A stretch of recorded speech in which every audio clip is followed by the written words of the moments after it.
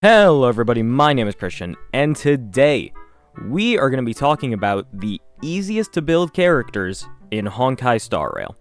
Now, I want to clarify something, because there's a lot of people who make similar videos, or they do what is essentially the best characters to build, like the most value for what you're doing. That is not this video. That is a different video that I will probably make at a different time. What I'm doing today is literally, this is the easiest characters to build. They focus on maybe one or two stats. They're not that complicated to make into a solid character to use early on. That's what I'm focusing on. Now, all of these characters are still good characters, because I'm going to be honest, it doesn't matter how easy to build a bad character is, they're still just not worth building in most cases. I just want to make that kind of distinction, because I feel like this video can be very easily misinterpreted as that. No. This is just the easiest characters to actually make a good build for. With that said, let's get into it. The first character who I want to talk about today is going to be, where is he at? There he is. The man, the myth, the legend, Gallagher.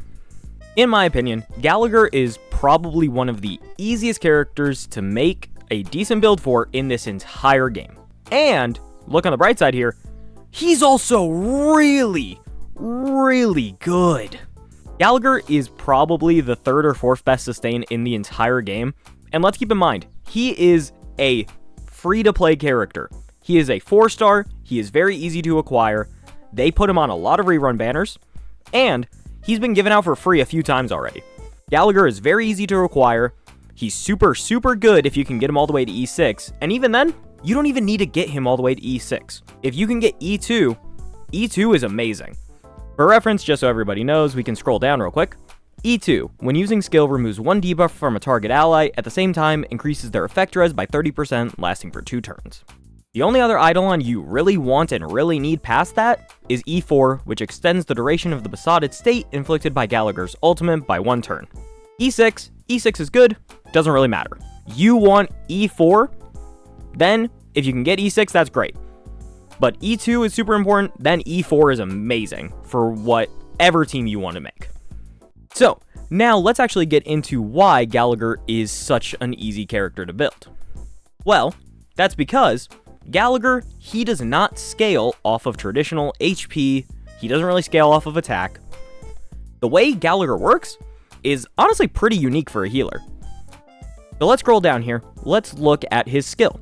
Gallagher immediately heals a target ally for 1600 HP. That's it. Notice, it's not like other healers where, it'll heal you by 30% of your character's max attack or 20% of your character's max HP. No. Gallagher with his skill only heals a flat amount. That's honestly a huge difference for healers, and once again, that means that you don't need to focus on those traditional stats as much. The thing is, though, is that once you're focusing on those, then it can be harder to really make sure that you're getting all the speed you need. God forbid you need another stat, because then you're going to have to get energy regen in there at some point, and then you might lose out on some of the other HP or attack you need to heal. No. Gallagher's skill, perfect. It just heals a flat amount of HP. And it's a pretty good amount of HP that can be influenced if we have outgoing healing boost per se. And it's a pretty good amount of HP just overall. Not to mention, let's also look at his talent. The besotted state increases the break damage targets receive by 12%. That part's good. But the real important thing, every time a besotted target is attacked by an ally, the attacker's HP gets restored by 640. Once again, you don't need scaling on that. That's pretty helpful. Now, I am admittedly being a little disingenuous because, as many of us know, Gallagher does have something that does actually increase the amount of healing he has. And that is Break Effect. As we can see from his major trace here, Novel Concoction increases this unit's outgoing healing by amount equal to 50% of Break Effect up to a maximum outgoing healing increase of 75%. Now, this is something that actually needs to be stacked and does need to be taken into consideration when building Gallagher. That's absolutely fair. So, I was lying a little bit with the attack and HP stuff. However, when you really think about it, this is not that bad, and you're really only going to be building Break Effect and speed on Gallagher. That's the nice thing, and that's why he's so easy to build. When doing the math here, this only comes out to needing a maximum of 150% break effect. That's really not too much in the grand scheme of things.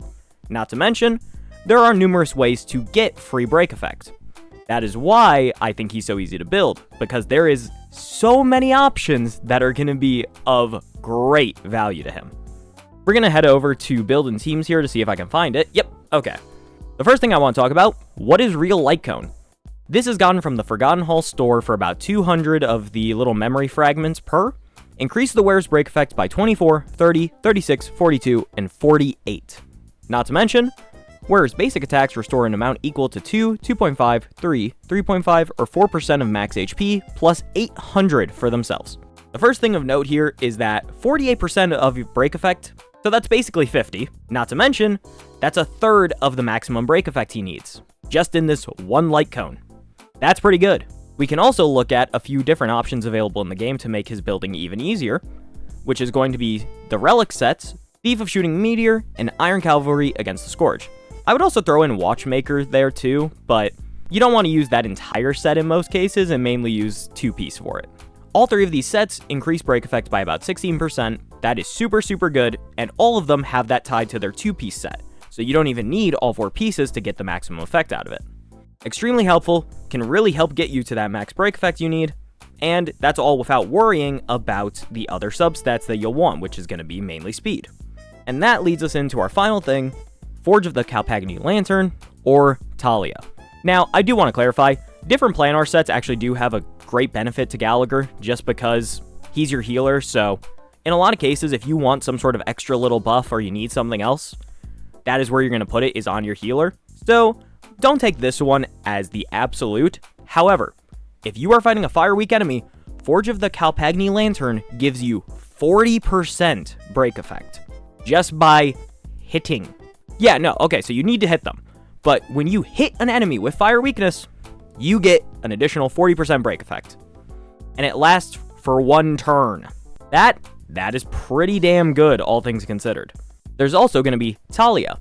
Increases the wearer's break effect by 16, and when the wearer's speed reaches 145 or higher, the wearer's break effect increases by an extra 20%. All of this to say, you have a lot of super easy ways to stack all the break effect you need so that you can very easily focus on the other substat you're going to want, which is speed. Now, Gallagher doesn't have a lot of speed available to him off rip, so you're really going to have to work on that substat specifically.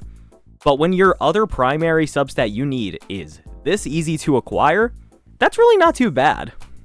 Overall, Gallagher's mainly on this list just because, A, he's a great character who is this easy to build, and also, there are a multitude of ways to build him that can all have kind of different purposes, but all of it always stems from, it's mainly just how fast you want to make Gallagher and how much break effect you want to give him. You're never going to have to worry about your HP, you're never going to have to worry about your defense. Slap an outgoing healing boost on him, give him one of these great light cones. There you go, you are set.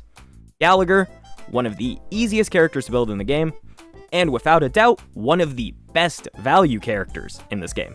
I said I wouldn't do that, but hey, there you go, 2 for 1. That's worthy of a subscribe, right? Alright, I'll stop being corny now. Anyway, now that we have Gallagher out of the way, I want to talk about the two MC forms down here. Overall, the MC has a lot of forms at this point, and some of them are good. And I do want to point out the one commonality between those 2 good forms. They're both pretty easy to actually make decent. Let's first talk about the most recent of the forms, Trailblazer Remembrance. What I do like about Preedwin down here is, along with all the usual kind of advice that they give you, they just literally tell you, just get speed and crit damage. That's it. Look at this, details about the stats. It's just crit damage. That's it. And that is hilarious.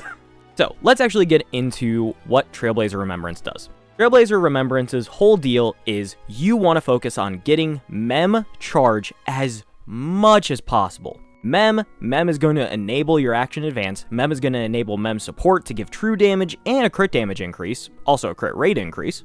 Overall, your whole goal is make Mem fast. Make Mem go as fast as possible. And this can be very easily achieved. Had a brief interruption, we're back now. But yes, so, Remembrance MC. The reason I think this character is so easy to build, you just need speed and crit damage. Those are the only two things you're focusing on.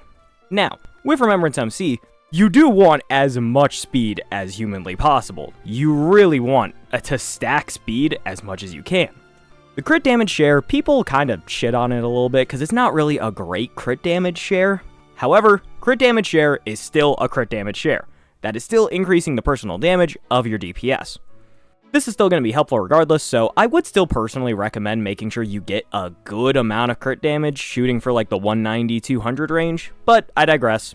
Not the biggest priority, ultimately. So, talking more about the character, the thing is, though, is that with the crit damage thing, once again, you get a decent chunk just from your traces. You get 37.3%. And then you start with 50, so you're already at almost 90%. On top of this, the Trailblazer's base speed in this form is not too bad. It's not amazing, but it's not too bad. At least if I'm remembering correctly, which, knowing me, I'm probably not. Now we get into what makes them easy to build in my opinion, which is going to be Memory's Curtain Never Falls, the Hertashop Light Cone for Remembrance. What this light cone does is it'll increase the wearer's speed by 12% at S5, and after the wearer uses skill, increases the damage dealt by all allies by 16%. That is really good, not to mention, you have to summon Mem out at the start of every single battle that you use Remembrance Trailblazer in. You will get that buff every single fight, no matter what. Not to mention, it's a good strategy to use skill again to restore Mem's HP, just so you can get more charge for Mem, because it gives you about a guaranteed 10%. That means you can also get this buff again whenever you need it. That's already pretty good, but the main focus here is 12% speed increase. At 100 speed, you're getting 12 additional speed. If you combine that with the 25 speed you get from speed boots, you're already getting 37 additional speed. That's great. And on top of this, there are multiple accessory lines that give you, guess what? A 6% speed increase in Messenger, and I'm not even going to try and read that. But yeah, this one, the Sunday set. Smack both of these on your character, bada boom, that's an additional 12 speed you just got. So 37, now plus 12, 160 plus really doesn't seem too hard to get now, does it? Stacking that much speed, super easy, very, very possible. And the only thing you're still looking for at that point is going to be crit damage. There is a body piece in this game that when fully leveled up gives you 64% crit damage. Very, very easy character to construct and works super well in almost every team comp you could reasonably need them for. The only thing I would say to keep in mind is I would still personally recommend getting at least some defensive stats, just in case. But overall, you're really just worrying about your speed and crit damage. So, overall, still very easy character to build. Highly recommend. With that character done, now let's talk about the former form, Harmony Trailblazer. So, Harmony Trailblazer is slightly more complicated to build, I guess. The main thing you're going to be wanting on Harmony Trailblazer is going to be, wow, shocker, speed, and of course that sweet, sweet break effect. When looking at build and teams over here, let's go to the bottom. Wow, look at that, speed and break effect. Wow. Now I know this also says HP percent and defense percent, but While I've been hyping this up a lot, it is admittedly a bit tricky to build characters who focus so much on substats, because substats, can suck to get, as we all know if you've had to build a crit rate DPS. The thing is though, is that break effect is fairly abundant. Not to mention, there is once again a lot of ways to get it like we showed off with Gallagher. Let's first look at Past Self and Mirror. Now, this is a premium light cone. However, if you are one of the people who has paid for this game in any way, shape, or form, then the most recent light cone charge shop, guess what? This is an option to get. And it's a very, very good option to get. However, that's a very, very small amount of players. So let's focus on another great alternative in Memories of the Past. At S5, you're getting 56% break effect. Already really, really good. Not to mention, when the wearer attacks, additionally regenerates up to 8 energy. With a character like Harmony Trailblazer who needs their ult to get the maximum use out of their kit, getting that extra energy regen is really, really important. Not to mention, it can also combo with all other energy regeneration related items. So, with the Harmony MC's actual talent of getting more energy regen for the first 3 turns, yeah, that's pretty helpful, I would say. This cone is very, very easy to get in my experience. I have a lot of them, I don't know. Maybe I'm just lucky considering I have 3 Dance Dance Dances in my entire life, so it be like that. Great cone, not too hard to get. Would very recommend having this on your Harmony Trailblazer if you don't have Past Self and Mirror. Now let's go down here. Once again, we have a lot of break sets that are going to be very, very helpful, as in Watchmaker and Thief of Shooting Meteor. Watchmaker, I would personally recommend actually getting the 4-piece of this, mostly because when the wearer uses their ultimate on an ally, break effect for all allies increases by 30% for 2 turns. However, if you want to mix and match with another, what is that? Now you get 32% break effect by having these 2 pieces. That also works perfectly well. Do what you want, do what you need to make your build work. On top of all this, just like we talked about with Gallagher, Talia is super great, especially since you want a relatively fast Harmony Trailblazer, considering you kind of want to make sure they're getting to attack with that super break, because boy oh boy is it delicious. Harmony MC kind of hits like a truck, and I feel like enough people don't really talk about it. Their personal damage in break teams is very good, so getting that speed breakpoint is important. So Talia will actually just let you take more advantage of already getting to that speed breakpoint by getting an extra 20% break effect on top of the 16 you're getting from the base. All in all, super, super good. Not too hard to make, especially with the abundance of break-related things in this game. And then the best part about this is, the more break effect you stack, the more break effect your entire team is going to get because of the way Harmony MC works. So now you actually don't have to focus as much on your other characters if you're making break-related characters. For example, Jueyi, like I'm doing for my personal challenge. Whenever I made Harmony MC, I didn't really struggle too much, and because of all of the things that are available, I really don't think this is a big ask for many players. The hardest part of this is going to be hitting 145 speed, and even then, it really won't be too hard. You could also, if you really wanted to, use Forge of the Calpagni Lantern. Now remember, it does require a fire-weak enemy, but overall, it's not too bad. Man, I am stuttering a lot today. This has been a struggle, man. Y'all are getting the nice cut-down version. Oh, it's been a massacre on my end. Alright, the last character I want to talk about today is probably one that I don't think I've ever talked about on this channel.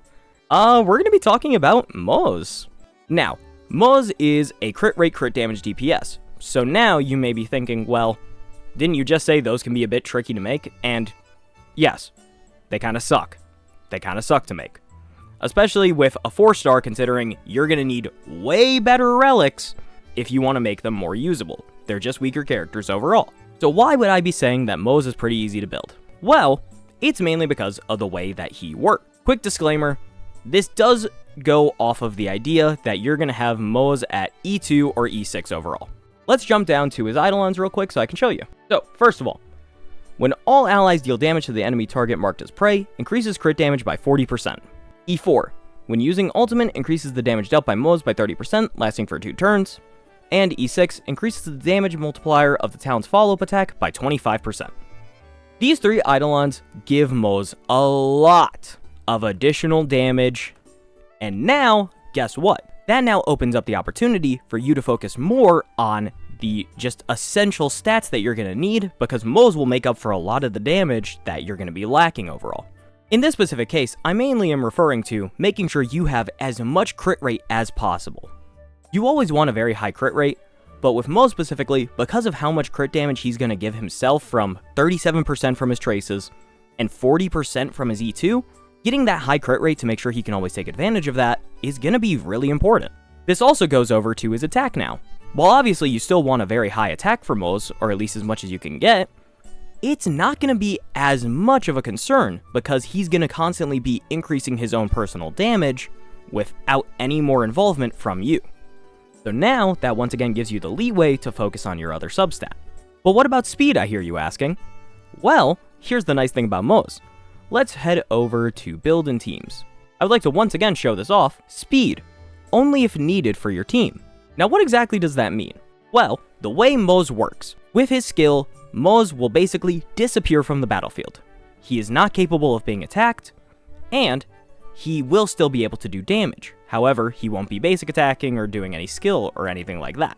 Moz will constantly be following up attacks that are done by other characters. He basically slinks out of the dark. It's kind of weird, but you know, he does the job well. So, the one condition with Moz is you just want to make sure that he can skill quickly. You want to make sure that he can skill, and then there you go. His personal speed no longer matters. You're just waiting for your other characters to attack to kind of use his buffs and use his damage that he has. I wouldn't say this means you can outright ignore speed.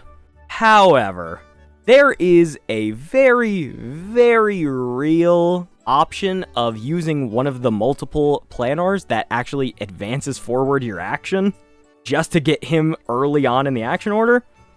And then there you go. You're done. I know that sounds stupid, and Duran is still definitely the best choice overall. But, again, you could do something a little silly. That's all I'm saying. All in all, speed doesn't really matter for him. You just got to make sure you got a little bit just so he can get out his skill, because you're going to get all the damage from the follow-ups either way. And with E6, that's already going to be so much more damage. The main things you really care about for Moz is going to be stacking as much crit rate as possible, making sure you have a competent attack, and then after that, go into crit damage. Crit damage is going to be even more important than attack, but also, you know, above 2,000 attack would be nice instead of like a 1,700 attack Moz. That's all I'm saying. That's all I'm getting at. I digress. Moz is far from a hard character to build, and I feel like this did come up a decent bit when he was initially coming out. He's obviously a bit older now, kind of lost some of that hype, even though I think he was the last 4-star to be released, which is so sad. But still, Moz is an interesting character. He's a great solution for if you don't want to use March or if you don't have Topaz for a Fei Xiao team, or he can be used for ratio teams since he's amazing for ratio given that he applies a debuff. There is still a world where Moz can be helpful, and as such, I really do think kind of naming him off here, making sure people know what he can do, is really important, and it gives him the credit that he deserves as a pretty fun character. With that said, that's kind of all my choices today. There are a few more characters that I could have said, but we do a lot of long videos over here, and I've had to do a lot of long videos recently. I don't think a short one is going to kill me or anybody else, actually. If you guys have any more characters in the comments, leave them down below. I want to hear it. I'm curious to see what everyone thinks about my choices. I don't think any of these are really outrageous choices by any means. I think these are all pretty standard, and that's why I'm kind of curious to see if anybody else has got any more ideas. Thank you all so much for watching. I hope you enjoyed. We got more good stuff coming out, so be sure to like and subscribe. I'll see you guys in the next video. Bye-bye. So just for reference for everyone, I'm recording this when the Denver Nuggets and Los Angeles Clippers are playing in the NBA playoffs. I've made it known that I'm a big NBA guy, and oh my god, it has been so hard to start this recording instead of just watching the damn game the entire time. This has no relevance, so maybe I'll just slot this in at the end, but yeah, this has been hell.